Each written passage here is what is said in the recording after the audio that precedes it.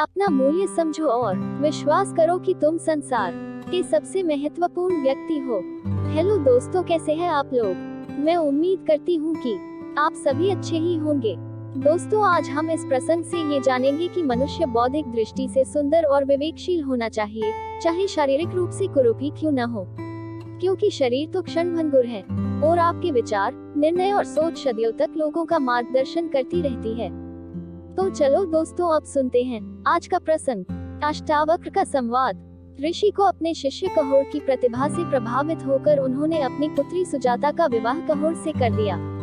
सुजाता के गर्भ ठहरने के बाद ऋषि कहोर सुजाता को वेद पाठ सुनाते थे। तभी सुजाता के गर्भ से बालक बोला, पिताजी, आप गलत पाठ कर रहे हैं। इस पर कहोर को क्रोध आ गया और शाप दिया, तू 8 स्थानों से वक्र टेढ़ा होकर पैदा होगा। कुछ दिन बाद कहोर राजा जनक के दरबार में एक महान विद्वान बंदी से शास्त्रार्थ में हार गए और नियम अनुसार कहोर को जल समाधि लेनी पड़ी।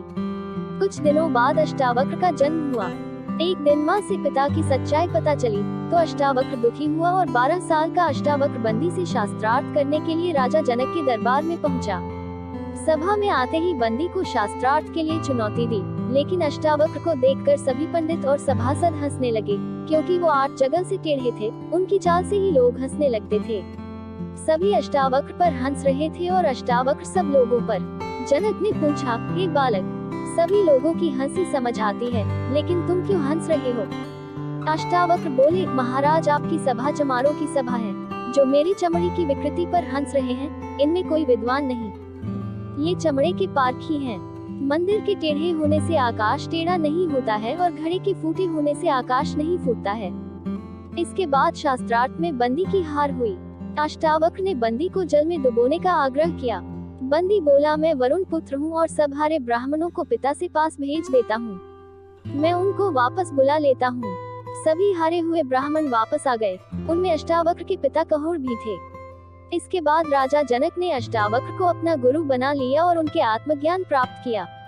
राजा जनक और अष्टावक्र के इस संवाद को अष्टावक्र गीता के नाम से जाना जाता है। दोस्तों, इस प्रसंग से हमें ये सीख मिलती है कि जैसे आभूषण के पुराने या कम सुंदर होने से सोने की कीमत कम नहीं हो जाती, वैसे शरीर की कुरूपता से आत्म तत्व कम नहीं होता। कभी किसी व्यक्ति के शरीर की सुंदरता को देखकर प्रभावित या किसी की कुरूपता को देखता घृणा नहीं करनी चाहिए, क्योंकि शरीर तो हाड़ मांस से बना है। देखना है तो उसका ज्ञान, प्रेम और दिव्यता देखो, क्योंकि आत्मा सबका समान है। दोस्तों, अगर आपको यह कहानी अच्छी लगी है तो प्लीज वीडियो को लाइक, शेयर और कमेंट जरूर करें।